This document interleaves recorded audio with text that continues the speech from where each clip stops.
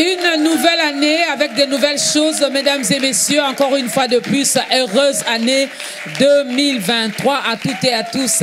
Bonne année, bonne année, bonne année.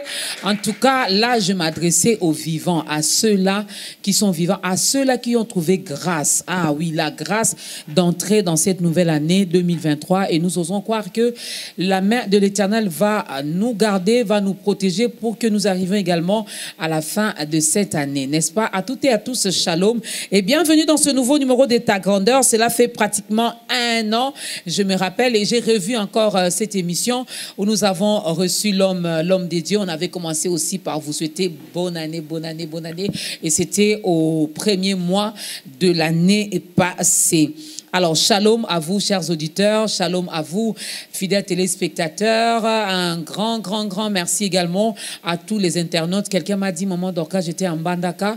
Et là, j'ai vu comment les gens étaient connectés dans les réseaux sociaux en train de suivre Ta Grandeur.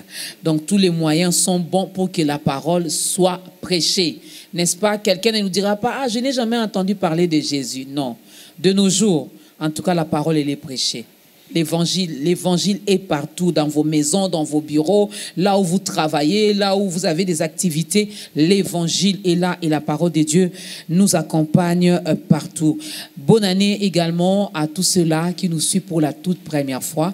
Jour pour jour, Ta Grandeur totalise 10 ans et à chaque numéro, nous gagnons les âmes.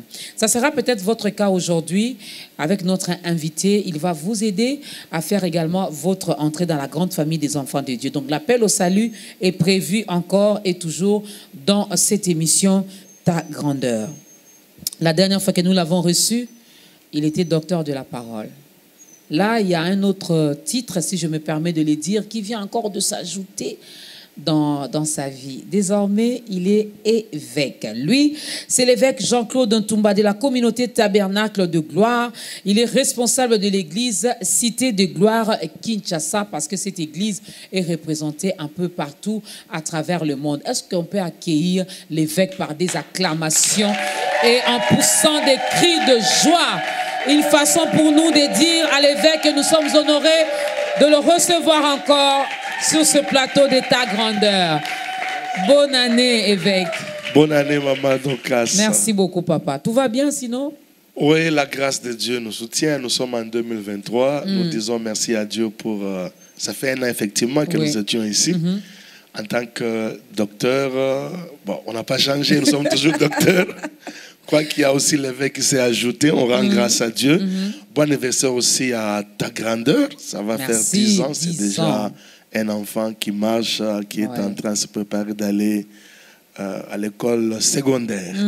En tout cas, merci à tous nos bien-aimés qui nous suivent de partout. Nous vous souhaitons le meilleur pour l'année 2023 et que Dieu vous bénisse. Amen, amen, amen. J'ai dit amen, même à leur place. Et Ta Grandeur aussi a eu l'honneur l'année passée. Ça, je ne vous l'avais pas dit, évêque. J'espère que vous avez suivi. Nous avons reçu également le patriarche Diamaka Longi. Oui. Oh, c'était un grand honneur pour nous de le recevoir. Ouais. J'avais suivi l'émission. J'étais aussi très honoré. Bon, c'est mon père. Nous le célébrons pour la vie, les ministères que Dieu lui a donnés. C'est par ce ministère que nous sommes aujourd'hui dans les ministères. Et nous rendons grâce. J'ai suivi cette émission formidable qui parlait effectivement sur la nation. Oui. Ouais. Ouais. En tout cas, merci. Est-ce qu'on peut acclamer encore Dieu pour sa fidélité, Il y a des programmes qui commencent et puis qui s'arrêtent. Il y a des programmes qui commencent et puis qui n'évoluent pas. Il y a des programmes, je me rappelle lorsque nous avons commencé, l'un de mes confrères dont j'étais le nom m'avait dit « Ah, pourquoi une émission chrétienne à la télé? Maman, tu seras limitée. » Je lui avais dit « Mon Dieu n'est pas limité, on ne peut pas les limiter. » Donc, à chaque mois, à chaque semaine, il y a un nouveau numéro de Ta Grandeur. et la parole de Dieu nous fait énormément du bien. Alors installez-vous, prenez vos Bibles parce que tout ce qui se passe ici dans ta grandeur reste, nous sommes et nous restons dans la parole de Dieu, cette parole qui est esprit et vie, cette parole qui dit, là c'est Dieu qui parle, qu'il souhaite que nous prospérons. Il dit, je souhaite que tu prospères à tous égards et que tu sois en bonne santé comme prospère l'état de ton âme. Les lecteurs de la Bible se reconnaîtront. Nous sommes dans 3 Jean chapitre 1, le verset 2. C'est le souhait de Dieu. Tout ce qu'il fait, il est fait pour notre bien. N'est-ce pas? Alors aujourd'hui, je ne vais pas encore dévoiler le thème. Ah, ça sera fait après le cantique. Mais évêque, comment ça s'est passé? Il y a un titre qui vient de s'ajouter. Comment ça s'est passé? C'était bien? Vous vous sentez comment dans votre peau d'évêque? En fait, un évêque veut dire c'est ma surveillant. Ça veut dire que c'est le pasteur des pasteurs. Parce qu'on a maintenant beaucoup de pasteurs, pas seulement de la communauté. Il y a beaucoup de pasteurs que nous encadrons aussi, qui sont dans J.C. Toumba Ministries, qui ont leurs églises, effectivement. Et c'est un peu plus de responsabilité qui nous pousse à comprendre que nous devons encadrer un plus grand nombre, enseigner un plus grand nombre, parce que nous avons la mission, c'est la réforme de l'Église. Amen. Ça, c'est la vision que Dieu nous avait donnée, la réforme de l'Église. C'est-à-dire que vous allez voir que dans tout ce que nous enseignons, il y a toujours la réforme. Voir les choses comme Dieu veut que ça soit vu. Mais est-ce que vous arrivez à dormir? Ah oui, avec effectivement. Toutes ces charges. On dort, il faut être discipliné. Les surveillants ne dorment pas. Hein? Ah, mais il y a le plus grand surveillant qui est là. Lui, il ne dort ni ne somnole. Voilà. C'est son œuvre. Lui-même, il a dit, je bâtirai mon église. C'est son église à lui. Alors, si vous voulez transporter ça, ça va vous tuer. Il avait dit que la domination reposera sur son épaule à lui. Amen. Pas sur notre épaule. Alors, nous faisons ce qui est à notre pouvoir.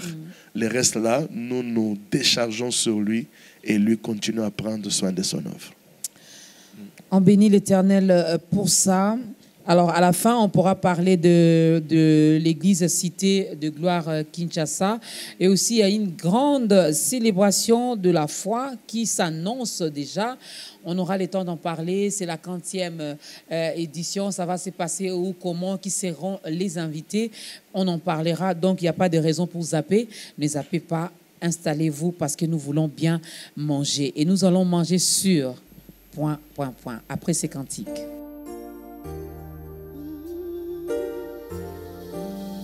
Jésus, nous venons confesser que c'est ta main qui est puissante, que c'est ta main, ô Dieu de grâce, qui délivre, c'est ta main qui guérit. Alléluia. C'est qui cet homme à qui obéissent le vent et tempête, qui agite alors par les tempêtes et le vent. Oh, c'est qui cet homme à qui obéissent le chômage et la maladie, oh, oh, oh, qui agite alors par les tempêtes et le vent. Cet homme à qui obéissent le sida et le cancer, qui agite alors par les tempêtes et le vent. Venez voir, il y a ici plus que Salomon, yeah. Alléluia.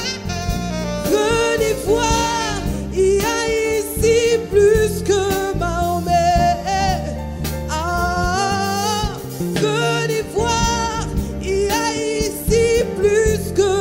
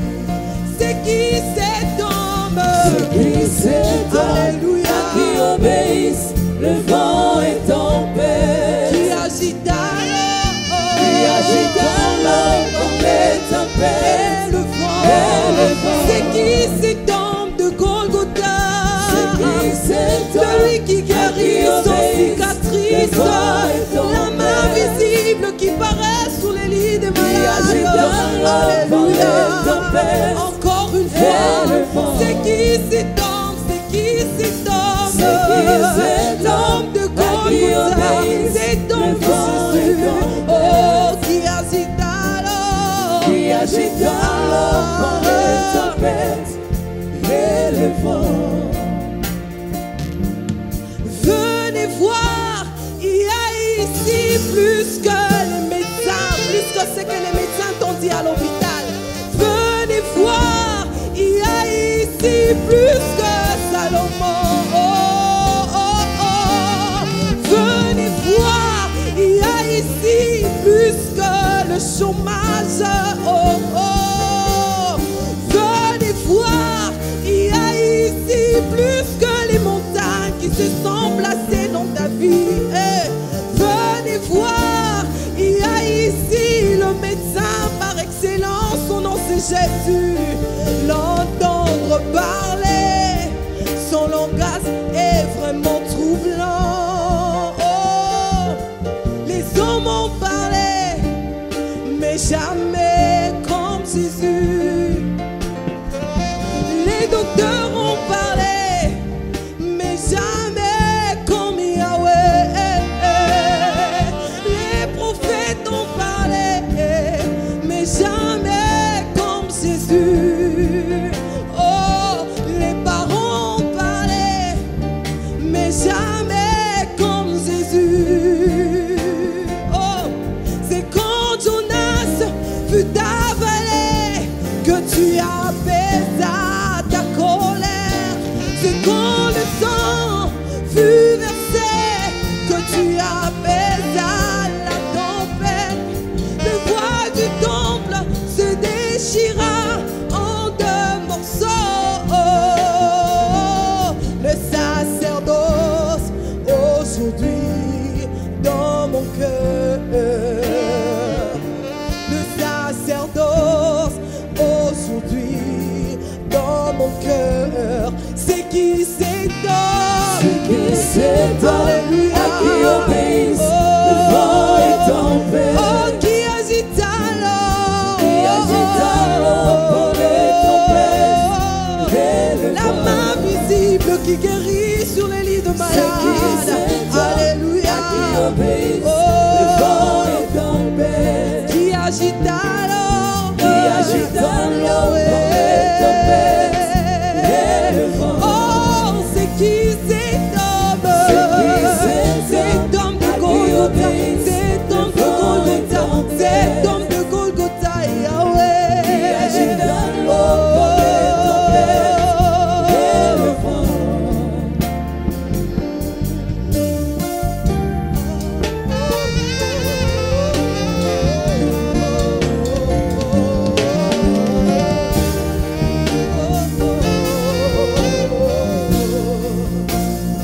Jésus, la main visible qui opère sans cicatrice.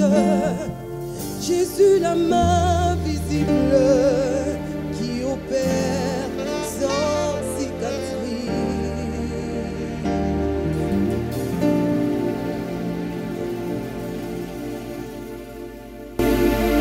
La main invisible qui opère sans cicatrice, c'est notre Sauveur et Seigneur Jésus-Christ. C'est de lui que nous voulons parler, c'est de lui que nous parlons et que nous continuerons à parler dans ce programme de ta grandeur parce qu'il n'y en a pas deux. Il n'y en a pas deux, il n'y en aura même pas. La prospérité selon Dieu, mesdames et messieurs, c'est un thème que vous aimez beaucoup, surtout les chrétiens. Les chrétiens aiment bien lorsqu'on parle de la prospérité. Mais maintenant, avec l'évêque, nous allons bien comprendre ce qu'est la prospérité selon Dieu. La prospérité selon Dieu, je suis sûre et certaine qu'elle est différente de la prospérité selon les hommes. Selon nous, selon notre entendement, cela est vraiment différente. Alors, comme texte de référence, nous avons pris les psaumes 35, le verset 27, mais il y aura d'autres passages bibliques que l'homme de Dieu nous donnera. Voilà pourquoi je vous demande toujours d'avoir votre agenda, votre stylo et pourquoi pas votre Bible pour bien comprendre notre thème, la prospérité selon Dieu. D'entrée de jeu, j'ai compris déjà qu'on ne parlera pas, peut-être que vous allez en parler, mais on a la prospérité financière, il y a la prospérité matérielle, il y a la prospérité spirituelle. Nous allons beaucoup plus mettre l'accent sur la prospérité spirituelle. On va parler de la prospérité de manière générale. Okay. Donc, prospérité selon Dieu. On va d'abord faire cette approche. lorsque nous parlons, quand Dieu parle de la prospérité, qu'est-ce que nous voyons? Parce qu'il y a beaucoup d'enseignements qui ont biaisé beaucoup ces concepts. Oui. Mais il est important en tant qu'enseignant, parce que nous avons reçu le mandat de Dieu. Dieu m'avait dit, c'est par la compréhension de ma parole que mon peuple entrera dans son héritage. Alors la mission que nous avons, c'est de faire comprendre au peuple de Dieu la parole de Dieu, pour qu'ils vivent pleinement de tout ce que Christ a déjà accompli pendant la croix. Donc, à part la prospérité spirituelle, on va aussi aborder certains aspects de la prospérité matérielle et financière. Alors, comment la Bible définit-elle la prospérité? Oui, quand vous lisez les textes dont vous avez fait allusion là, dans Psaume 35, verset 27, qu'ils aient de l'allégresse, de la joie, ceux qui prennent plaisir à mon innocence, et qu'il dit sans cesse, béni soit l'Éternel qui se plaît à la paix. Mais quand vous lisez les versions qui sont proches de l'original, il dit qu'il se plaît à la prospérité de son serviteur. Alors, vous allez comprendre, je vais un peu faire rentrer un peu en arrière. Vous savez, Maman Docas, depuis les jours où Dieu, l'homme a péché plutôt, nos premiers parents, Adam et Ève, ont péché, Satan est devenu le Dieu de ces siècles. Quand je dis le Dieu de ces siècles, c'est le maître tyran, comme la Bible l'appelle. Quand vous regardez dans 1 Jean chapitre 5, verset 19, nous savons que nous sommes des dieux, nous appartenons à Dieu, et que le monde entier est sous la puissance du méchant. Quand vous lisez dans 2 Corinthiens 3, 4, 3, 4, si notre évangile est voilé, il est voilé pour ceux qui périssent, pour ceux dont le Dieu de ces siècles a obscurci. On l'appelle le Dieu de ces siècles, qui a obscurci l'intelligence. Quand vous lisez même dans Matthieu encore, dans Luc 4, le Seigneur Jésus, dans la tentation, Satan l'amenant en montagne, lui montra la terre et toute sa gloire. Il lui dit, écoute, toutes ces choses m'ont été données, je les donne à qui je veux, si tu te prosternes et m'adores. Jésus le Seigneur lui a dit, arrête de moi Satan, qu'elle est écrit, tu adoreras le Seigneur ton Dieu, tu le serviras lui seul. Alors, ça veut dire, depuis les jours où nos premiers parents, Adam et Ève, avaient péché, Satan est devenu le maître de ce siècle. C'est là où les calamités sont venues, les maladies, la pauvreté, la misère, les échecs. Alors, le seul moyen biblique pour réussir, c'est la capacitation divine. C'est ainsi que vous allez voir que Dieu parle même à Moïse quand vous allez dans Deutéronome chapitre 8, du verset 1 jusqu'au verset 18. Il commence par retracer l'histoire d'Israël. Vous vous souvenez, vous étiez en captivité, vous avez souffert, mais Dieu va vous faire entrer dans les pays où coule le lait et le miel, vous mangerez, vous serez rassasiés, vous bâtirez des maisons, vous les habiterez, etc. Il dit, ne pense pas, ne dis pas à ton cœur, ma force m'a donné ces choses. Non, c'est ton Dieu qui te donnera de la force pour les acquérir, afin de confirmer, comme il a fait aujourd'hui, l'alliance qu'il a traitée avec ton Père. Donc, ça veut dire, selon Dieu, la prospérité, c'est la capacité à fleurir, la capacité à réussir. Amen. Dans tout ce que nous sommes en train d'entreprendre. Que ce soit dans les ministères. Lorsque le ministère est en train d'avancer, vous êtes en train de prospérer. Lorsque les affaires sont en train de fleurir, vous êtes en train de prospérer. Et c'est la volonté de Dieu, la volonté parfaite de Dieu, que nous puissions prospérer à tous égards. La croix a résumé. Vous savez, l'œuvre de la croix, quand Christ est mort à la croix, il y a 3 choses meilleures qu'il a acquises pour nous à la croix. C'est ce que 3 Jean résument. Parce que c'est Jean qui écrit à Agaïs, bien-aimé Agaïs, que j'aime dans le Seigneur. Je souhaite que tu prospères à tous égards. Que tu sois en bonne santé, qu'on prospère l'état de ton âme. Donc quand vous regardez, ça résume l'œuvre de la croix. Christ est mort pour vaincre la mort spirituelle. C'est pourquoi on parle de la prospérité de notre âme. Christ est mort pour que nous prospérons dans notre santé, que nous soyons toujours en bonne santé.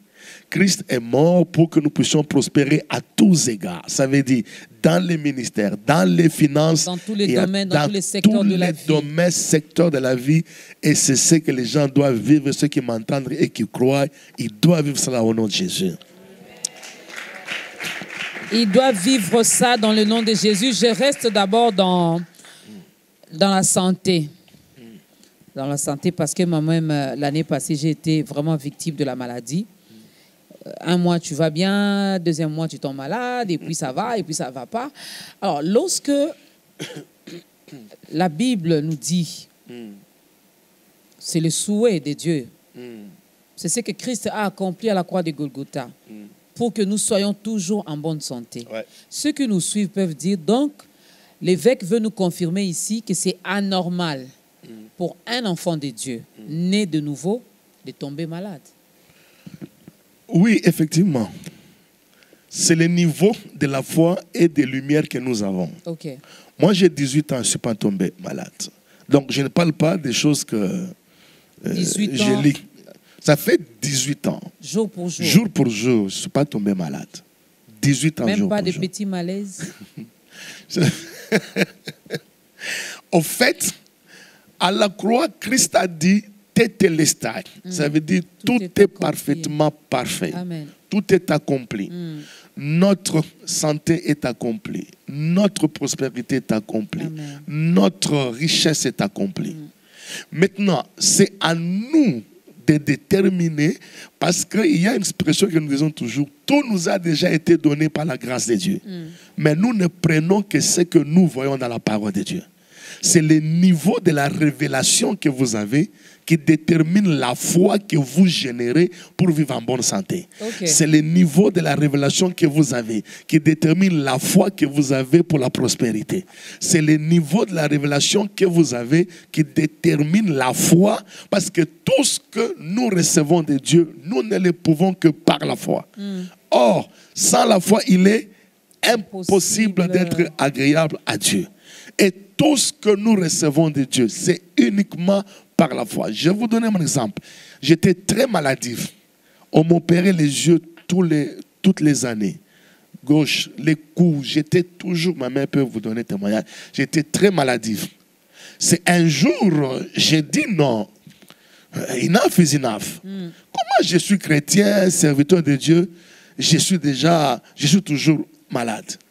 Alors j'ai pris la Bible et j'ai pris le livre d'un homme de Dieu, David Oyedepo, pour qu'il parlait sur la santé divine. Je me suis enfermé. J'ai dit à Dieu, montre-moi les secrets de la santé finalement. J'ai commencé à fouiller, j'ai bêché et j'ai trouvé.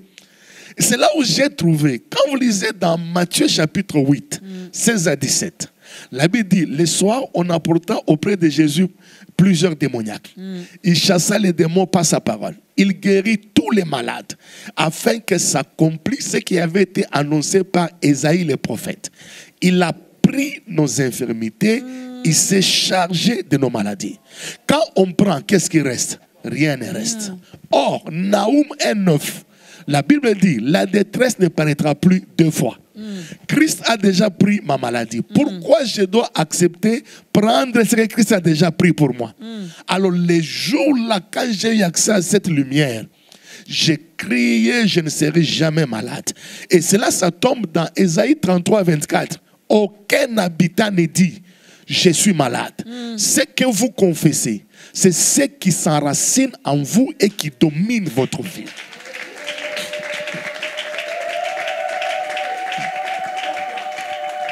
Ben, lorsque vous acclamez comme ça, j'espère que vous aussi, hein, vous allez me dire, maman Dorcas, ça fait 2 ans, ça fait 3 ans.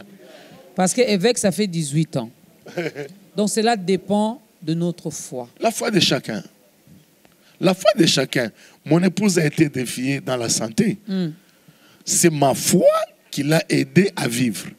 Mais il y a certaines choses, elle ne vivra que par sa propre foi. Okay. Pas par la foi de son mari. Mon juste vivra par sa propre foi. Donc c'est ainsi que je prends, comme je dis toujours aux amis à l'église, partout, je prends chaque seconde, chaque minute pour bâtir ma foi. Beaucoup de chrétiens sont distraits. On est dans les... Je ne suis pas contre les montants de prière. Moi-même, je suis un gars homme de prière, tout ça. Mais les chrétiens doivent apprendre à bâtir leur foi. Dans chaque domaine où vous avez besoin d'un miracle, vous devez développer la foi dans ce domaine-là. Et tout est dans la parole de Dieu. Commencez par chercher. Il y a des hommes de Dieu qui ont déjà écrit des livres loin. Il y a la Bible qui est là. Au lieu de gaspiller son temps, dites en tout cas, cette histoire de maladie doit prendre fin. Cherchez la lumière. Lorsque vous découvrez la révélation de la parole de Dieu, la Bible dit dans Psaume 119, verset 130, la révélation de tes paroles est claire. Amen. Elle donne de l'intelligence aux simples. La Bible, le Seigneur Jésus nous donne la parabole des semeurs. Il dit, un semeur est sorti pour jeter la semence. La même semence. Une partie est tombée le long des chemins. Une autre partie dans les endroits pierreux. Une autre partie dans les épines. Une autre partie dans la bonne terre. Et la semence qui est tombée dans la bonne terre a donné pour fruit 30, 60 et 100. Et il l'interprète à la fin, parce que les disciples ont posé la question, qu'est-ce que ça signifie? Il dit non, la semence qui est tombée dans la bonne terre, qui a produit pour fruit 30, 50, 60, ce sont ceux qui ont écouté la parole de Dieu et qui l'ont comprise. Okay. Donc ça veut dire, nous pouvons tous écouter la parole de Dieu. Il n'y a que ceux qui la comprennent, qui génèrent la foi pour leur miracle. C'est-à-dire que même quand les gens doivent partir à l'église, ils doivent préparer les cultes. Seigneur, parle-moi. Il faut que l'esprit soit disposé à recevoir la parole de Dieu. Je sais que ce que je dis, c'est un défi, mais pour beaucoup d'hommes de Dieu qui ne croient pas en la santé divine, qui disent même, j'allais même vous poser cette question-là. J'ai dit, bon, moi peut-être c'est parce que je suis comme les Quinois disent, une simple mondimi. Mais on voit les bergers tomber malades et mourir même. On voit les bergers mourir, oh, il a été empoisonné. Vous savez, Maman Docas, c'est le degré de la lumière. La Bible dit dans Daniel chapitre 12, toi, Daniel, garde secrète ces paroles. Plusieurs les liront et la connaissance augmentera. Ceux qui auront été intelligents, ceux qui auront la compréhension, ceux qui auront les discernements, ils brilleront comme la splendeur du ciel.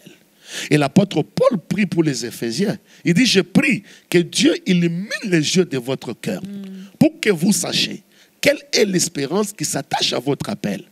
Quelle est la glorieuse richesse de son héritage que Dieu nous réserve en tant que saints. Et quelle est envers nous qui croyons l'infinie grandeur de sa puissance. Christ est à nous. Je ne sais pas si les gens comprennent. Il dit, cette puissance, il l'a déployée en Christ, en les ressuscitant d'entre les morts, en les faisant asseoir à sa droite, dans le céleste, far above, au-dessus des dominations, des principautés, des dignités, des pouvoirs, des temps qui peuvent être nommés. Non, tout non, il y a même la maladie. Non seulement dans ce siècle présent, même dans les siècles à venir. Or, la Bible dit dans Éphésiens 2:6, il nous a ressuscités ensemble avec Christ. Et nous a fait asseoir ensemble avec lui dans les lieux célestes. Donc, c'est anormal qu'un chrétien tombe malade. Ça dit, nous devons nous battre.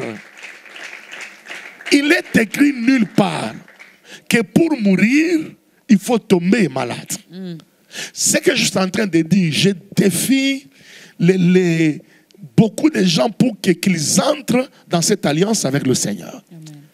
C'est possible, question de se décider pour dire non, il faut que je découvre. Il ne faut pas juger, tirer des conclusions hâtives.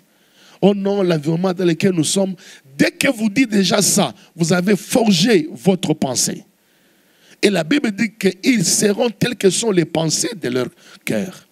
Je prends la santé divine, mais il y a la place de la sagesse. Je ne mange pas n'importe quoi. Je ne mange pas de viande à tout moment. J'assainis mon environnement. Je crois en la santé divine. Je proclame la parole de Dieu. Les plus grands secrets, c'est de découvrir ce que la parole de Dieu dit. Commencez à les confesser tous les jours. Parce que ce que vous confessez tous les jours s'enracine en vous et domine votre vie. L'homme devient ce qu'il dit tous les jours. Par tes paroles, tu seras condamné. Par tes paroles, tu seras justifié. C'est très important. Ah, la prospérité, la bonne santé, c'est fini. Maladie, tu n'as plus ta place. D'ailleurs, je me disais ça aussi, évêque. J'ai dit, mais c'est anormal. Comment Christ peut habiter en moi et la maladie aussi habite en moi? Ah bon? Je vous donne une illustration, Maman Docas. Est-ce que moi, là, je peux tomber grosse? Non. Pourquoi? Vous êtes un homme. Mais c'est ça. C'est la même manière qu'un chrétien qui tombe malade, c'est anormal. Je vous explique. Quand nous avons donné notre vie à Christ, nous avons été reprogrammés pour ne plus tomber malade. De la même manière que moi, l'homme, j'ai été programmé pour ne pas être grosse. Okay. Nous avons été programmés pour ne plus tomber malade. C'est à nous maintenant, par notre lumière, par notre révélation, que nous allons vivre ce que Christ a déjà rendu possible pour nous. Est-ce qu'on peut acclamer pour Jésus? Ah. C'est possible.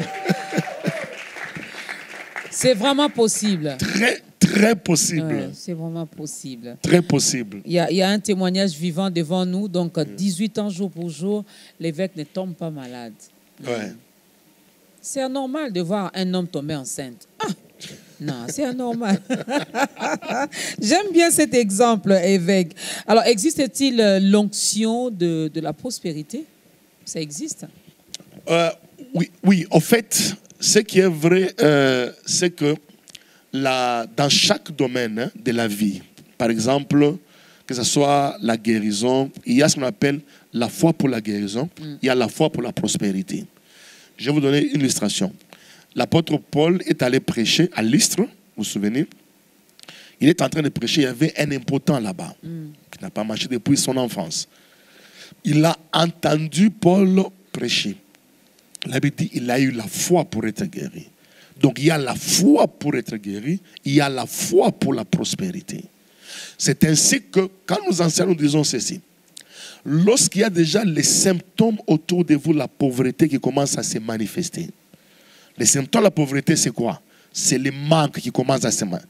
Vous voulez résoudre les problèmes, vous êtes incapable de les résoudre. Il y a des problèmes qui vous dépassent. Ça veut dire que ce sont déjà les symptômes de la pauvreté. Il y a les symptômes de la maladie.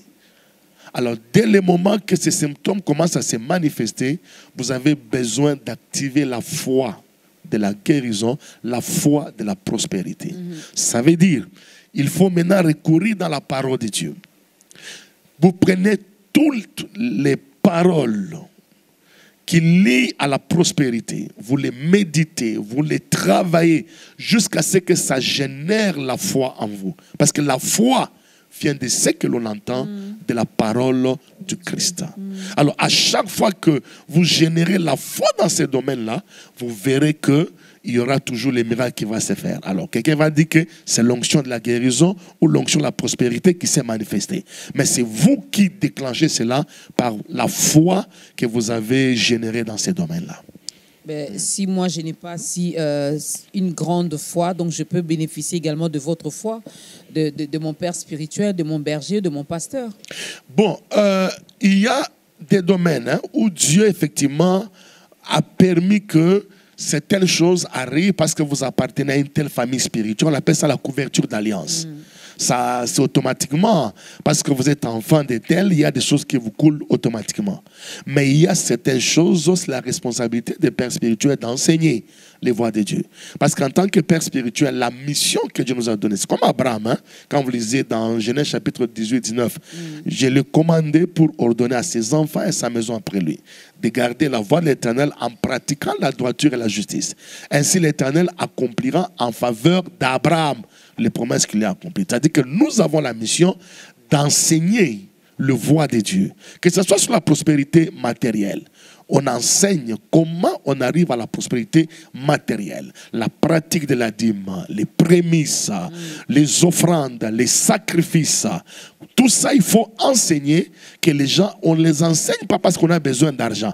On les enseigne parce que les gens doivent être bénis. Ils doivent respecter leur part d'alliance afin que l'intégrité de Dieu se manifeste dans leur vie. Ah, les offrandes et la dîme. C'est bien d'en parler, c'est bien d'enseigner. Mais quelqu'un nous posera également la question de savoir pourquoi devrions-nous être ou vivre la prospérité matérielle et financière si Salomon nous a dit vanité de vanité, tout est vanité. Il y en a même qui nous disent bilo oignon sont érotiques. Bon, à quoi bon d'en avoir? Voilà, c'est pourquoi nous demandons aux gens de venir à l'école de leadership. Je vais donner le programme après. tout ce qui a été écrit pour notre instruction. C'est ce que la Bible dit. Dieu nous a démontré, que ce soit par Salomon, qu'on peut avoir beaucoup d'argent, mais si ça ne peut pas servir pour la cause du royaume, ça ne sert à rien.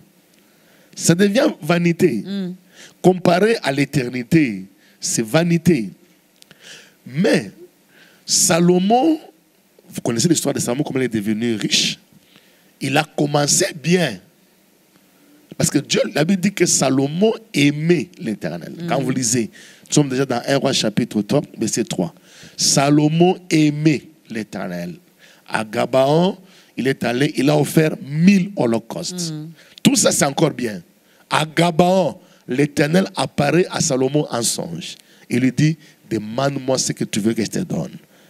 Salomon dit, ah, tu vois, tu as usé des bontés avec mon père, vous connaissez ça là, donne-moi un cœur sage et intelligent. Encore une bonne chose. Elle me dit que cette demande de l'Éternel de Salomon plut à l'Éternel.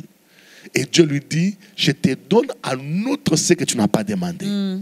Je te donne l'intelligence, la sagesse, oui, mais la richesse, de telle sorte qu'il n'y aura pas de roi semblable à toi. Tout ça, c'est encore bon. Maintenant, quand Dieu a béni Salomon, la Bible dit que Salomon, son cœur se détourna de l'Éternel. Son cœur se détourna de l'Éternel. Donc, Dieu qui lui a donné cette prospérité-là, il y a encore un message que Dieu nous donne. Parce que Dieu bénissait son peuple d'alliance pour montrer la bénédiction inhérente que Dieu accorde à ceux qui servent l'unique vrai Dieu. Quand nous servons l'unique vrai Dieu, Dieu doit nous bénir. Parce que l'évangélisation du temps de la fin aussi passe aussi par les succès des saints. Aujourd'hui, lorsque Dieu me bénit, ça devient un moyen d'évangélisation aussi. Quand Dieu me bénit, ça devient un moyen pour amener l'évangile à aller avec une plus grande vitesse. La Bible dit qu'en ce jour-là, 10 hommes d'entre les peuples saisiront un jus par les pans de sa robe. Ils diront, nous voulons venir avec toi. Nous avons vu que Dieu est avec toi. Donc il y a certaines bénédictions, les bénédictions que Dieu démontre, ça démontre que Dieu est avec nous.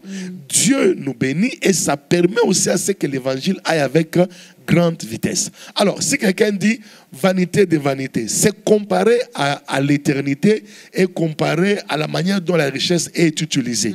Toute richesse est utilisée pour la promotion des royaumes.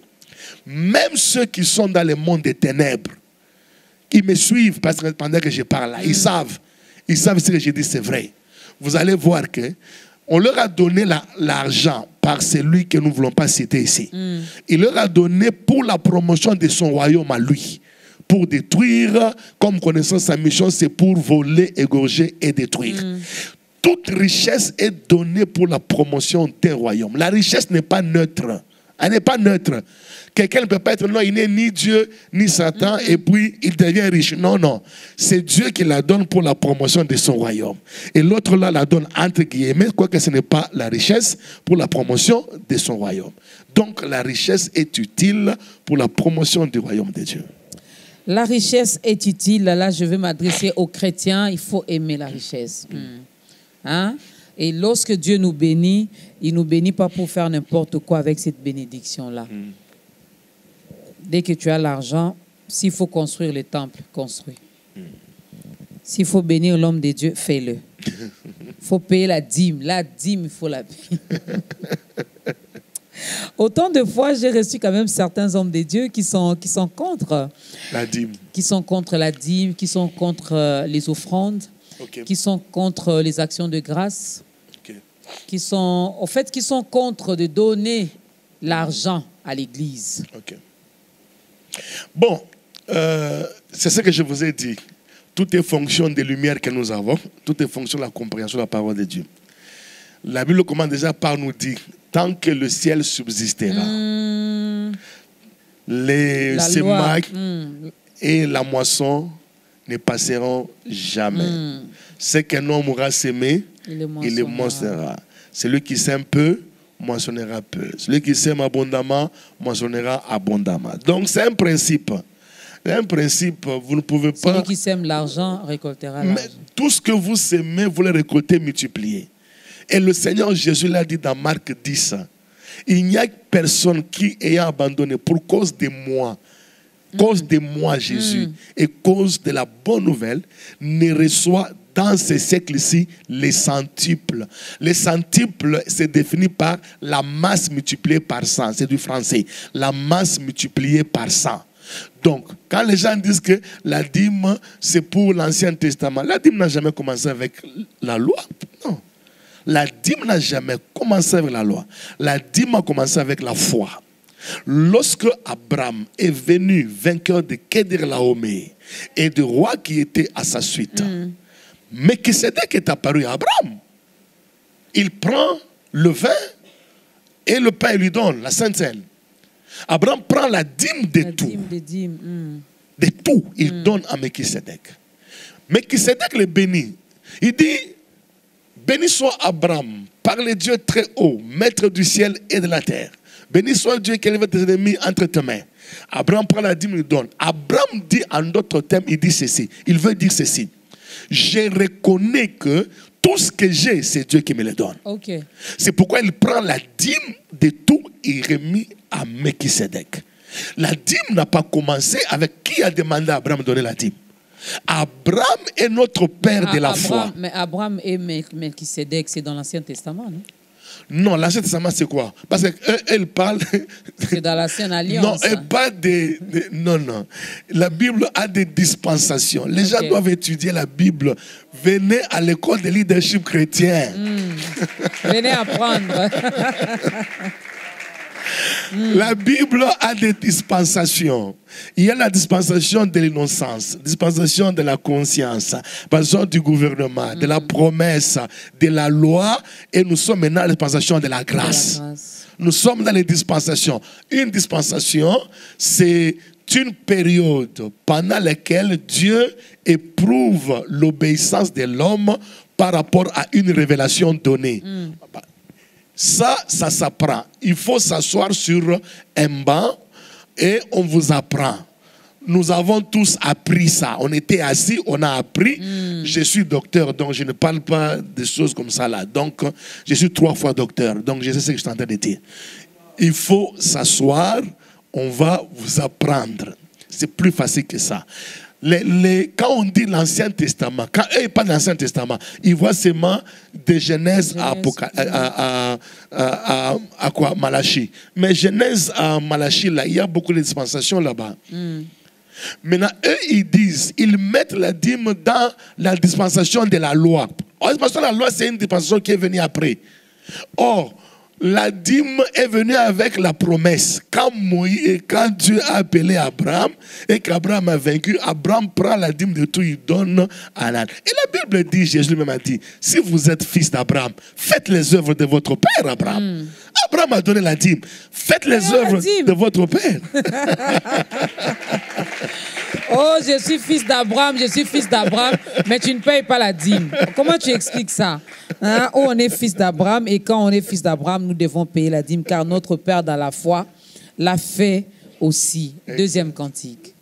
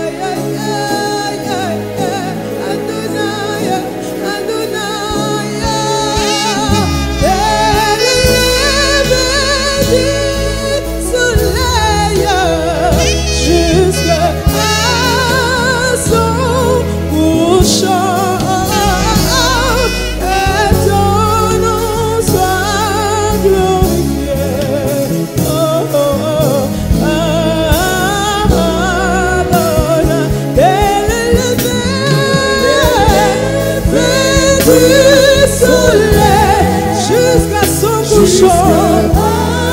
Alléluia. Que ton nom soit glorifié. Nous te célébrons, Adonai.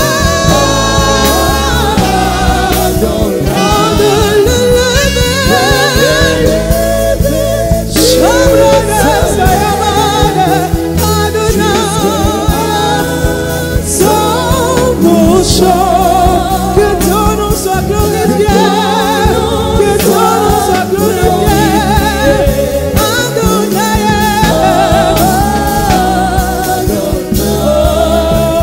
Adonai, nous t'acclamons, Adonai, nous t'acclamons, Adonai, nous te célébrons.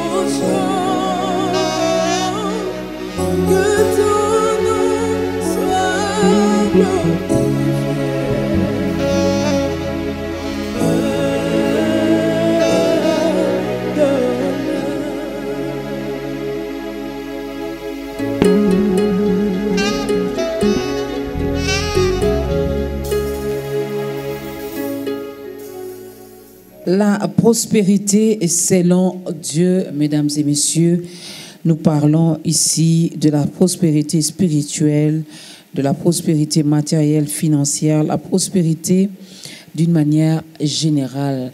C'est notre apanage. C'est pour nous. Dieu nous veut prospères. Dieu nous voit prospérer dans tout ce que nous faisons. En dehors de la foi, évêque, est-ce qu'il y a d'autres clés qui peuvent, je ne sais pas si je dois dire activer ou booster la prospérité dans notre vie? Merci, Maman Docas. Bon, moi, je crois que, comme je l'ai dit, tout nous a déjà été donné par la grâce de Dieu. Tout nous a déjà été donné par la grâce de Dieu. C'est à nous de travailler, de fouiner pour trouver les clés. Le Seigneur Jésus posa la question aux disciples. Qu'est-ce que les gens disent de moi, les fils de l'homme? Je suis dans Matthieu chapitre 16. Bon, les gens disent que tu es Jean-Baptiste, Jérémie ou l'un des prophètes. Mais vous, qui dites-vous que je suis? Non, tu es le Christ. Pierre dit, tu es le Christ, le Fils de Dieu vivant. Jésus dit, Simon Pierre, ce n'est ni la chair ni le sang qui t'ont révélé, c'est mon Père qui est dans le ciel. Je dis que tu es Pierre, mais sur ces rocs, je bâtirai mon église. Et que les portes du séjour des morts ne prévaudront pas contre elle. Je te donnerai les clés du royaume. Il n'y a que ceux qui ont les clés qui deviennent maîtres de la porte.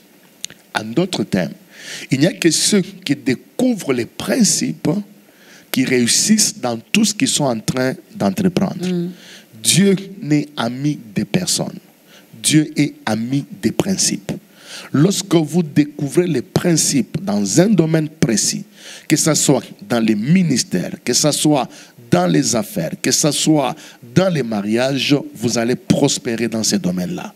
Il faut trouver les clés, il faut trouver les principes.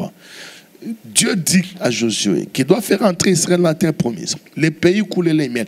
Mais il y a les Cananéens, les Hessiens, les Jébousiens, les Héviens, les fils d'Anak. Vous connaissez toutes ces nations puissantes. Mais la clé de voûte que Dieu donne à Josué, que c'est le livre de la loi, ne s'éloigne pas de ta bouche. Les gens récitent ça sans comprendre ce qui est dit. Que ce livre de la loi ne s'éloigne pas de ta bouche. Tu les méditeras jour et nuit afin d'agir fidèlement selon ce qui est écrit. Donc tu vas découvrir les principes et tu vas agir selon ces principes. C'est alors que tu auras du succès dans tes entreprises. C'est alors que tu réussiras. Allons-y dans Psaume 1. Heureux l'homme qui ne marche pas sur le conseil des méchants, qui ne marche pas. Donc il y a ça qui marche le conseil des méchants.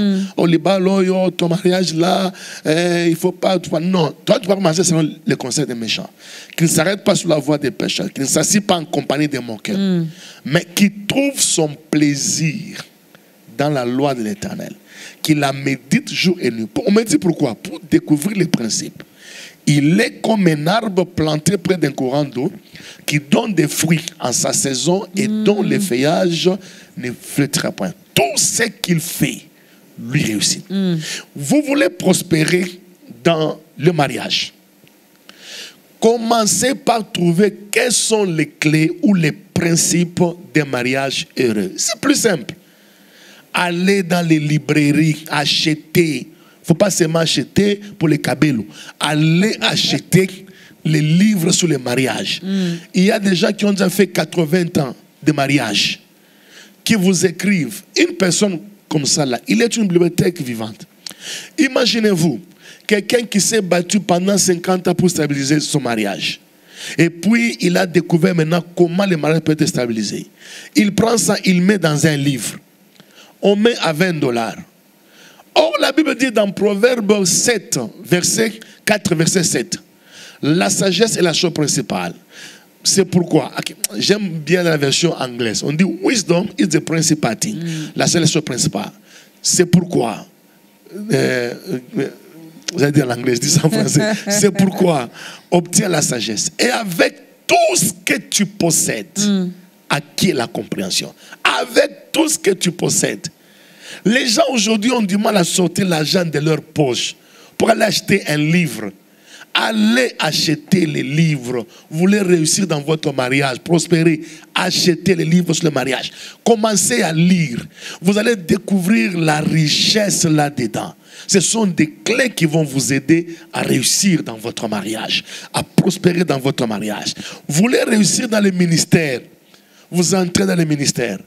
Mais il y a des gens qui ont une expérience dans le ministère, qui ont écrit. Allez prendre cela avec votre Bible à côté. Achetez, payez. Même si ça vous coûte $50, achetez, payez. Vous allez acquérir la richesse, la sagesse qui va vous aider à réussir. On ne réussit pas par hasard. Non, la réussite n'est jamais et ne sera jamais le produit d'un pur hasard. Jamais. Il faut payer le prix de la réussite. Il faut payer le prix de la réussite. Nombreux ont rédigé des livres, cherchons et travaillons là-dessus. Pour le mariage, est-ce que je dois seulement aller chercher les livres? Dans la Bible, là, il n'y a pas de principes pour vivre un mariage heureux? Non, mais c'est ce que j'ai dit. Parce que les gens là qui ont écrit là, ils se sont inspirés de la Bible, non? Beaucoup de gens ne comprennent pas la Bible. Beaucoup de gens comprennent mieux la Bible par les livres. Ok. Parce que j'ai écrit sur la foi. Mais la personne a déjà lu la Bible et n'a jamais compris c'est quoi la foi. Mais maintenant, quand la Bible dit, ah, c'est pourquoi la Bible dit ça. Mais rentre maintenant dans la Bible. C'est pourquoi il dit qu'il faut avoir sa Bible à côté. Et vous lisez, vous comparez aussi. Vous lisez, vous comparez. Il faut être comme les bérets, non? Pour voir si ce qu'on nous enseigne est correct et conforme à la sainte doctrine. Donc il faut payer le prix. Et le problème c'est que beaucoup de chrétiens ne veulent pas engager cette responsabilité. Ils pensent que quand le prophète va prophétiser, tout va marcher, c'est fini. Le prophète ne te dira que c'est que Dieu va faire. Mais pour que Dieu fasse, toi chrétien là, tu dois faire ce qui est à ta responsabilité pour que Dieu fasse. Dieu a sa part, nous avons également notre part.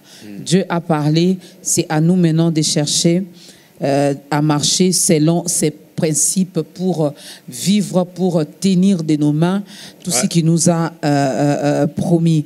Alors, qu'est-ce qu'on peut retenir? Parce que j'aimerais bien qu'on parle également de la célébration de la foi. En vous entendre parler, donc l'échec, un chrétien ne peut pas échouer. Un chrétien ne peut pas vivre la même chose. Un chrétien ne peut pas vivre dans la pauvreté, dans la galère, dans la misère, pardon. Or, il y a certains chrétiens qui ont même chanté Valé Abaka, qui ont même chanté là, je suis en train de traverser le désert, et ils ont mis toutes ces choses-là dans les déserts pour dire que c'est une chose normale également pour nous, enfants de Dieu, de passer par les épreuves. Ça peut être une épreuve pour moi. J'ai échoué aujourd'hui, demain j'échoue encore. Donc ça peut arriver. Ce qui est bien, c'est que la Bible ne nous demande pas de nous asseoir ou d'habiter dans la vallée de l'ombre de la mort. La Bible dit que quand je traverse, ça veut dire que toute souffrance a toujours une date d'expiration. Ok. Toute souffrance. Dans 1 Pierre 5, la Bible dit que le Dieu de toute grâce, qui vous a appelé en Jésus-Christ à sa gloire éternelle, après que vous aurez souffert un peu de temps. Donc la souffrance a une date d'expiration.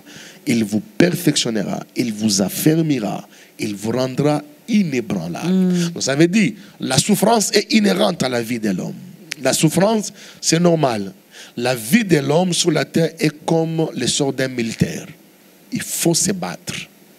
Il faut apprendre à se battre. Mais on ne se bat pas avec n'importe quoi. Nous avons des armes que Dieu nous a données.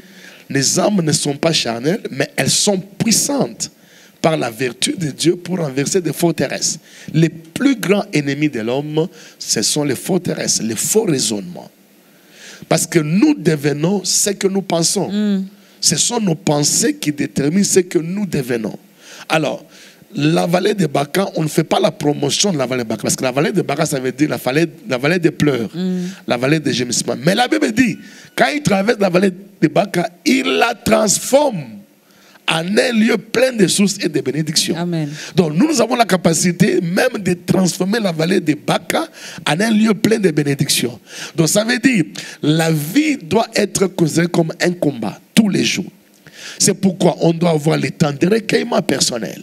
On doit avoir le temps de travail dur, lire, méditer, prier, se laisser enseigner, pratiquer la parole de Dieu, faire tout ce qui est à notre pouvoir. Comme Paul a dit, c'est Apollos qui sème, Paul arrose, mais c'est Dieu qui fait croître. Amen. En fait, tout Dieu fera prospérer notre vie. Ah oui, c'est Dieu qui fait croître. Cela ne dépend pas de celui qui a planté ou de celui qui arrose, mais de celui qui fait croître. Et c'est Dieu qui fait croître. Exactement. Alors, évêque, avant de parler de la célébration de la foi, regardez votre caméra. Il y a 2 camps ici. L'évêque l'a évoqué, l'a dit ici, il y a 2 camps. Même pour ceux qui prospèrent, soit c'est Dieu qui vous donne ce que vous avez, soit c'est l'autre là. Alors, toi qui nous suis, je me permets de te tutoyer. Tu as compris ici que tu étais peut-être dans l'autre camp. À un moment donné, il va récupérer tout ce qu'il t'a donné. Il ne vient que pour voler, dérober et détruire. Il fait semblant de te donner, mais il récupère beaucoup. Tu veux donner ta vie à Christ, le moment est venu. L'évêque va donc t'aider à faire ton entrée dans la grande famille des enfants de Dieu. Ici, lorsque Dieu donne, il donne. Et c'est pour nous. C'est la bénédiction de l'Éternel qui enrichit. Voilà, je voudrais m'adresser à vous qui me suivez de partout. Comme Maman Docas l'a dit, seule la bénédiction de l'Éternel enrichit. Il a fait suivre d'aucun chagrin. Et une des versions mieux dit, seule la bénédiction de l'Éternel dont la prospérité et les efforts de l'homme n'ajoutent rien. Je voudrais m'adresser à toi, surtout vous qui avez toujours des mépris pour les hommes de Dieu. Parce que vous roulez dans une bonne voiture et que vous avez un pacte avec Satan, mais vous savez là où vous êtes, que vous avez des plaies qui ne finissent pas, que vous ne dormez pas la nuit, que vous sacrifiez vos enfants, mais il n'y a que Dieu qui bénit. La bénédiction vient de l'Éternel. Je voudrais m'adresser aussi à tout le monde.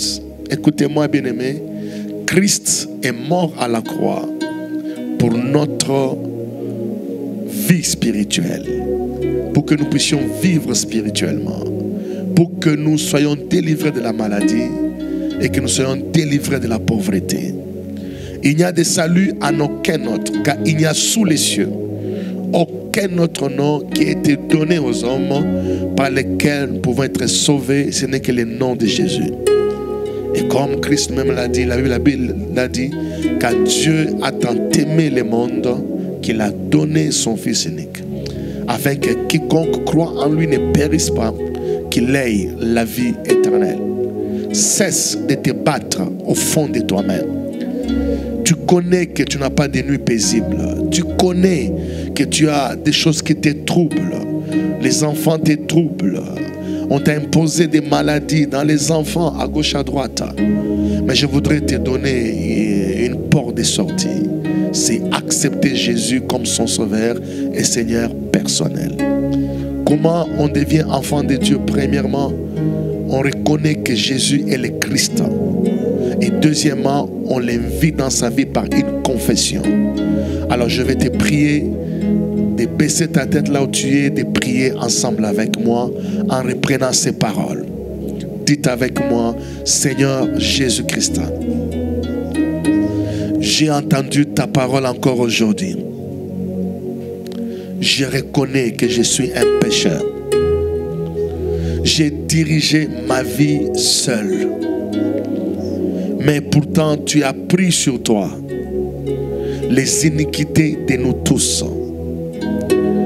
Pardonne-moi de tous mes péchés. Lave-moi dans ton sang précieux. Et je serai plus blanc plus que la neige. Je t'ouvre mon cœur. Je te reçois dans ma vie comme mon sauveur et mon Seigneur personnel. Jésus, sauve-moi, selon qu'il est écrit: quiconque invoquera le nom du Seigneur, il sera sauvé. Sauve-moi, Jésus. Inscris mon nom dans les livres de vie. Je révoque tout pacte que j'ai contracté, consciemment ou inconsciemment, ou par les truchements des parents. Je les révoque. Je prends l'engagement aujourd'hui de suivre Jésus-Christ jusqu'à la fin de mes jours. Merci Jésus pour le salut. Je suis sauvé. Je suis aujourd'hui enfant de Dieu. Mon nom est inscrit dans les livres de vie. Merci Seigneur pour le salut. Merci pour la délivrance. Merci Seigneur. Mon nom est inscrit dans les livres de vie et je suis sauvé au nom de Jésus. Et nous disons Amen. Voilà, que Dieu vous bénisse. Vous avez fait cette prière de tout votre cœur. Vous êtes sauvés. Vous êtes enfants de Dieu. Vous pouvez vous joindre à une église qui est à côté de vous, ou vous pouvez venir aussi chez nous. Ouais. Nous sommes une bonne église. Nous allons vous donner l'adresse, mais sinon, bienvenue dans la grande famille des enfants de Dieu. Est-ce qu'on peut acclamer encore très, très, très fort pour bien les accueillir? Ah, bienvenue chez vous. Un bon retour à la maison du Père, n'est-ce pas? Il y a de la place pour vous, comme l'homme de Dieu l'a dit. Vous n'avez pas une église d'attache. On parlera de la cité de gloire. Peut-être que vous habitez les environs. Vous pouvez y aller, commencer à communier avec les frères et sœurs, connaître la parole, passer par la formation, avoir la connaissance. C'est très, très, très capital. C'est la 40e édition, célébration de la foi. Ouais, nous sommes à notre 14e édition déjà. Dieu nous a soutenus. 14e édition. Et spécialement pour cette édition, nous allons la célébrer à notre siège international. Ok. Ok. Ça sera notre siège international à Kinkole.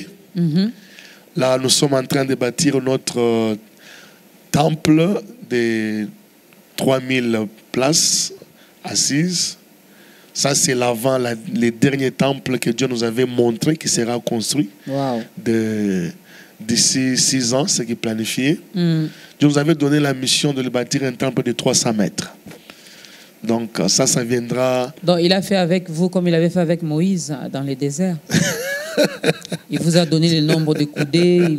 Oui, effectivement, parce que le jour où Dieu m'avait parlé de ça, moi j'ai connu l'expérience du ciel 3 fois.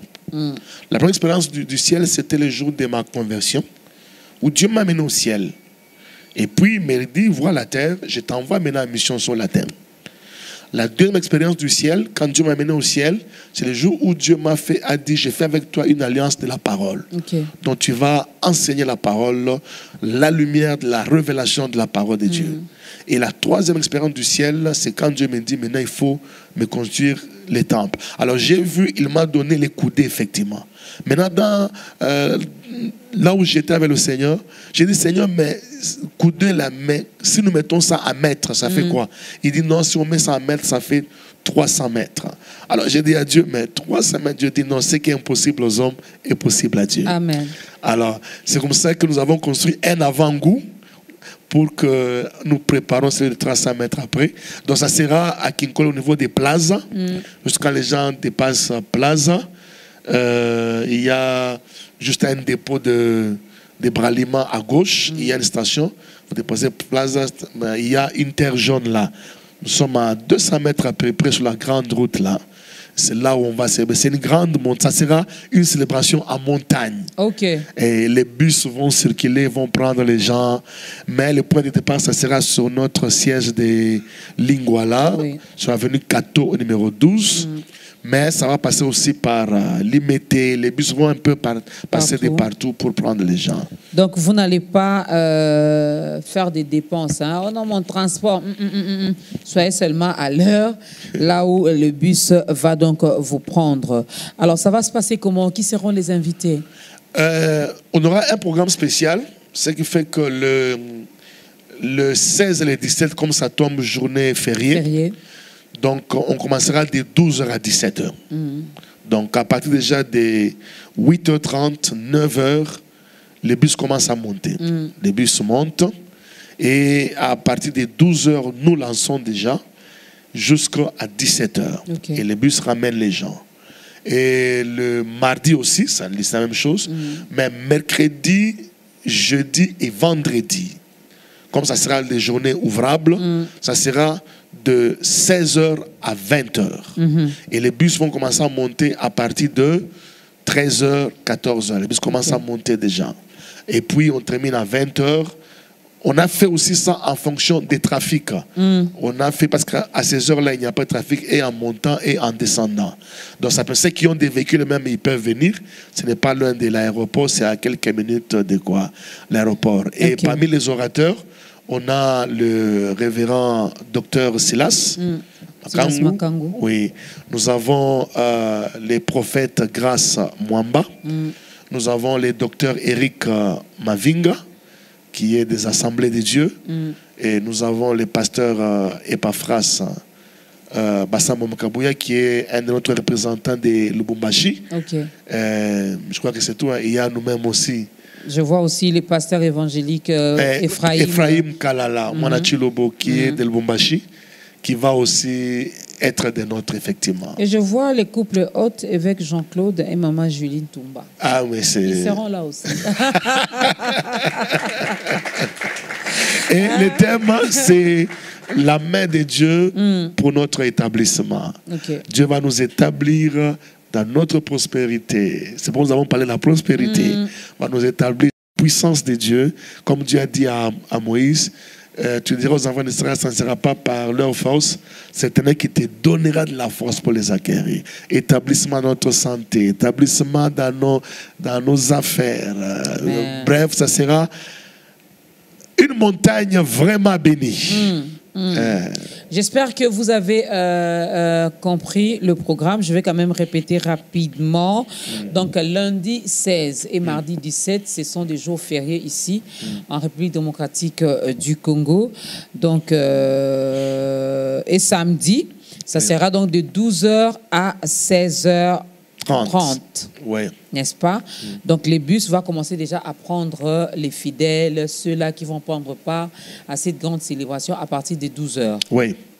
Non, donc, les bus commencent à partir de 9h. À partir de 9h, parce que à 12h, Nous commençons déjà. Mercredi 18, jeudi 19, vendredi 20, c'est de 16h30 à 20h parce que ce sont des jours ouvrables. Ouais. N'est-ce pas? Vous allez au travail, vous allez travailler, mais n'oubliez pas de demander également à votre chef de vous libérer un peu. Hein? Un peu tôt. Un peu tôt. C'est juste quelques jours, non? Et Dieu va vous bénir pour ça. Et le dimanche 15 et dimanche 22, c'est de 9h à 12h. Donc, les 22, ça sera donc la clôture. La clôture, Voilà, dimanche, de ça sera la 9h à clôture de 12h. 9h à 12h. Alors, comment faire pour contacter l'église Cité de Gloire Kinshasa? Pour ceux qui sont à l'étranger, il faut mettre au plus 243 81 298 11 15. Donc, plus 243 81 298 11 15. Donc, on peut nous avoir sur WhatsApp, à Père Normal. Nous serons disponibles. Appelez donc l'évêque si vous avez des questions par rapport à ça, même par rapport à l'école. Hein. On n'a pas parlé de l'école à l'école, rapidement. la rentrée académique, ça sera au mois de mars. OK. On a un programme très flexible qui permet, parce que nous avons les étudiants qui sont aux États-Unis, Canada, partout. Alors on essaie un peu de mettre une heure où on peut avoir tout le monde. Parce qu'on étudie sur Zoom. Pour permettre aux gens, même ceux qui travaillent, alors on étudie d'habitude de 22h à minuit. Mais cette fois-ci, on va un peu réduire de 21h à 23h pour permettre à ceux qui rentrent aussi donc, de se connecter. 2 heures de formation. 2 heures, mais souvent je donne pendant 1h30 parce que c'est concentré, on donne aux gens les syllabus pour qu'ils lisent avec les explications et les gens sont bénis. Dans la rentrée académique, c'est déjà pour le mois de mars. Nous sommes au mois de janvier. Le numéro vous est donné. Pour ceux qui nous suivent à la télé, le numéro est affiché au bas de l'écran. Donc, vous pouvez contacter l'évêque. Il vous dira également comment faire pour prendre part à cette formation. Nous sommes au début de l'année, mesdames et messieurs. Je ne peux pas m'empêcher de demander à l'évêque Jean-Claude Ntumba de faire quand même, de déclarer des bonnes paroles pour cette émission qui totalise 10 ans, de déclarer des bonnes paroles également sur vous, sur nous, pourquoi pas. Hein, lorsque vous recevez l'homme des dieux, il faut toujours en profiter. Il ne faut pas les laisser partir comme ça. Hein? Il faut les dépouiller, il faut tout prendre, parce que lui, Dieu va encore remplacer, n'est-ce pas? Alors, ça n'est fini, nous allons nous lever. Moi, j'ai dit merci. Merci, évêque. Merci. Merci, maman Docas. Peut-être un mot, parce qu'on a un peu juste passé vite sur la question des dîmes. Je vais quand même revenir sur ces questions-là, parce que souvent les gens restent avec beaucoup de questions dans la tête. Pendant juste 2 minutes. Je voudrais un peu aborder sur la prospérité financière. Pour dire aux enfants de Dieu, si vous ne donnez pas, vous ne serez jamais prospère. Impossible. Impossible. Nous donnons quoi? Premièrement, nous donnons nos prémices. Les prémices, c'est nos premiers salaires. On me paye, je vais voir mon père spirituel. Je paye mes prémices. Même moi, je paye mes prémices.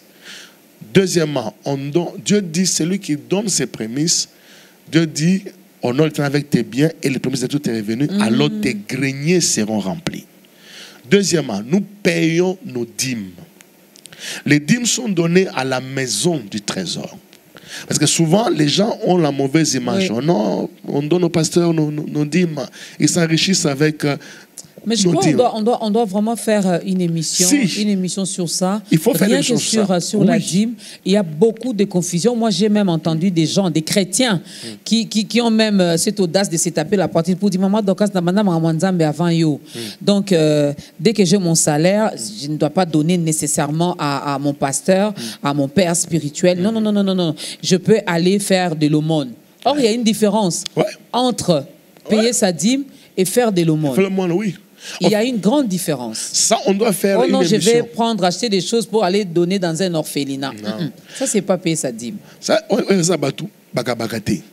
veut dire, il prend ce qui est de Dieu, il veut changer ça en aumône. Non, ce qui est à Dieu est à Dieu. Amener à la maison du trésor. Toutes les dîmes. On n'a pas dit à la poche du pasteur, à la maison du trésor. Moi, j'ai dit souvent quand j'enseigne cela, j'ai dit, même quand nous enseignons là, on ne voit pas en nous la cupidité. Non. nous enseignons aux gens qui doivent connaître les voies de Dieu. Paul dit, je vous ai enseigné tous les conseils de Dieu sans rien cacher. On doit donner nos actions de grâce. Qu'on ne vous trompe pas, Dieu vous a béni, honore l'Éternel avec tes actions de grâce. Offre pour sacrifier tes actions de grâce. Invoque-moi la déteste, je te délivrerai et tu me glorifieras encore. Donc, ça, je voulais insister sur ça, que les gens apprennent aussi à donner les bonnes offrandes. On fera une émission. Ouais. Hein, évêque? On doit vraiment faire une émission. Voilà pourquoi il y en a qui sont à l'église, qui ont fait autant d'années, mais qui restent les mêmes personnes. Exact. Or, l'argent là, toutes les richesses là, c'est pour nous les enfants de Dieu. C'est pour nous. Christ a accepté de partager sa richesse avec nous. Donc, moi là, je suis riche. Spirituellement d'abord, parce que moi là, la vraie Dorcas, c'est d'abord spirituel. Et puis après, le matériel, là, les finances là, doivent suivre. Hein, c'est pour nous. Et là, ils construisent même des maisons pour nous. Pour nous. Moi, je n'aurais pas le temps d'aller faire des tours au chantier. Non. Oh merde, il y a des sacs à ciment. Je n'aurais pas ce temps-là. Construisez, moi, je viendrai seulement. Amen. Je vais occuper la maison. Je demande, j'espère que peut-être au mois de mars, comme là, janvier, bon, mais c'est ma bonne timidité, donc tu n'es pas d'accord. Oui, il faut construire, puis moi, je viendrai seulement habiter. Je n'aurai pas le temps d'aller. Chaque samedi, je vais au chantier. Je n'ai pas ce temps-là. Je n'ai pas le temps. Alors, au mois de mars, si Dieu permet, on peut vraiment s'arranger. Ça dépendra de vous. Faire une émission sur la dîme, les offrandes, les actions de grâce. J'ajoute à la fin l'aumône aussi. Bref, la prospérité financière. Comme ça, il n'y aura pas de confusion. Tu sèmes l'argent, tu vas récolter l'argent. Tu sèmes la prière, tu vas récolter les dons spirituels. Quand tu pries beaucoup là, c'est bien. Mais quand tu donnes l'argent à Dieu, les gens vont s'étonner. Ils vont dire, oh, tu as touché aux choses là. Oh, tu as touché à Jésus. Hein? Merci beaucoup, évêque. Merci. Et pourtant, Dieu n'est pas dans les besoins. Hein? Non. En fait, c'est une sagesse de Dieu pour nous bénir seulement. C'est tout. Lèvons-nous. L'évêque va nous bénir. Il va déclarer les paroles pour vous, fidèles téléspectateurs, pour nous également, et aussi pour ce programme de ta grandeur qui totalise 10 ans. Amen. Seigneur, nous venons te dire merci pour ta grandeur qui a été et qui est une bénédiction pour plusieurs. Je viens proclamer une nouvelle vitesse à cette émission au nom de Jésus. Je viens déclarer une nouvelle parure à cette émission au nom de Jésus. Je viens déclarer une nouvelle gloire pour cette émission au nom de Jésus. Seigneur, je déclare des percées évidentes à tous égards au nom de Jésus. Bénis ta servante, Seigneur, qui est un canal de bénédiction pour plusieurs. Que cette année soit une année de témoignage pour elle. Que ce soit l'année de grandes rencontres divines pour elle. Je déclare pour tous nos bien-aimés qui nous suivent de partout, prospérer à tous égards. Prospérer dans les mariages. Prospérer dans les affaires. Prospérer dans les ministères. Que les luttes interminables s'arrêtent au nom de Jésus. Que les combats inutiles s'arrêtent au nom de Jésus. Que Dieu vous donne de ne plus transpirer. Qu'il vous donne de réussir sans transpiration par les principes que vous découvrez au nom de Jésus. Nous vous proclamons bénis. Cette année est une année d'établissement. Que Dieu vous établisse dans ce qu'il a prévu pour vous au nom de Jésus. Qu'il vous établisse dans votre domaine de prédilection au nom de Jésus. Qu'il vous établisse dans vos finances. Qu'il vous établisse dans vos affaires. Dans tout ce qui est à vous. Je les déclare au nom de Jésus-Christ de Nazareth. Que Biwan soit béni. Que Biwan évolue. Que Biwan prospère. Que Biwan soit encore une source de bénédiction pour plusieurs personnes. Nous les déclarons ainsi au nom de Jésus et nous disons Amen. Amen. Vous sentez le cri de joie. De là où nous sommes, même dans nos maisons, célébrons Dieu. Jésus-Christ est le même. Comment?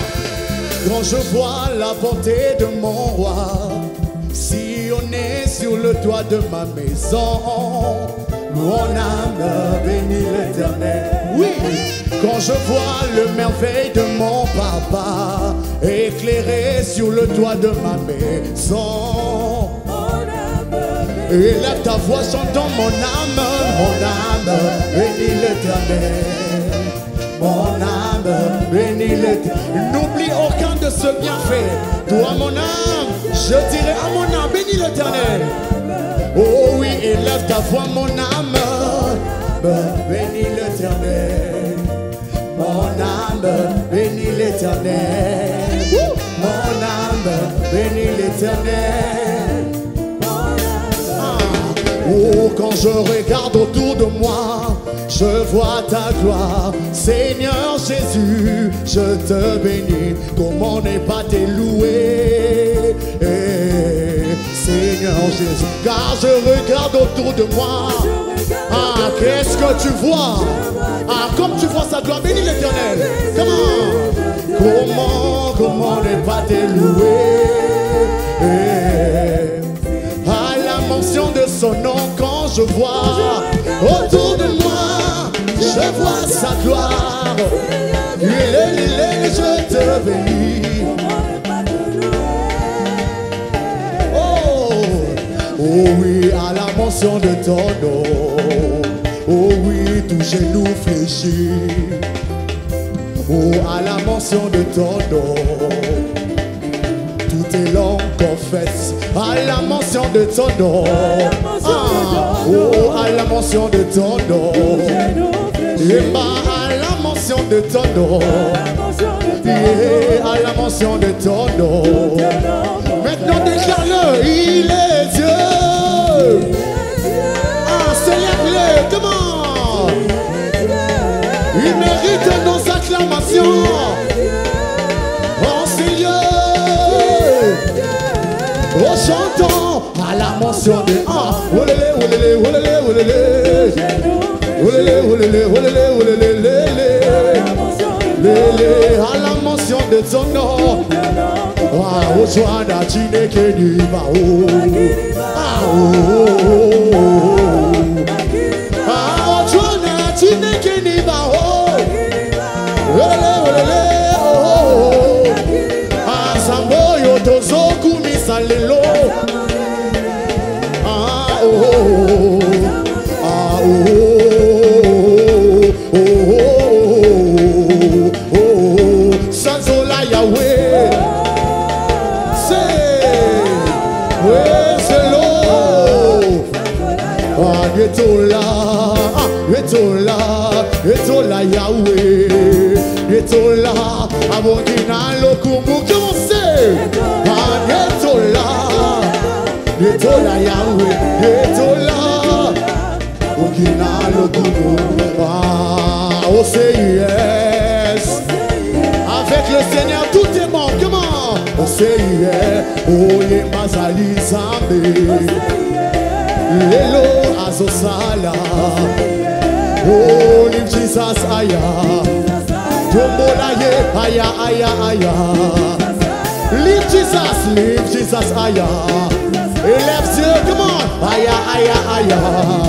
Live Jesus, aya. Oh, aya, aya, aya, aya, aya.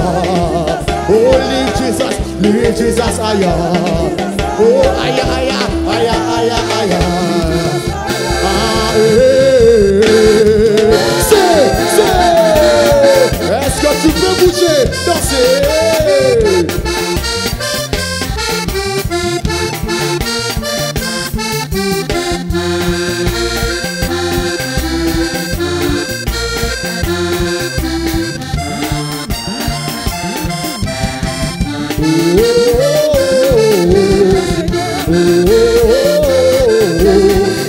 Oh,